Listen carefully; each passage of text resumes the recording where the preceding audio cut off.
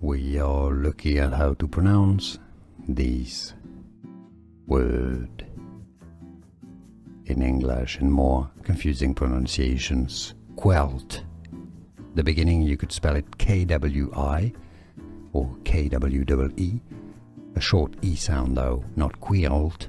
Quilt. Quilt.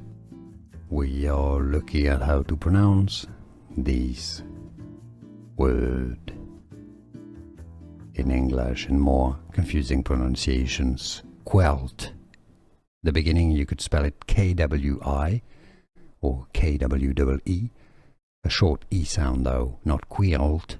Quilt. Quilt. Here are more videos on how to pronounce more confusing words and names too many mispronounced. Like this video if you found it useful. I appreciate your support. I'll see you soon and thanks for watching.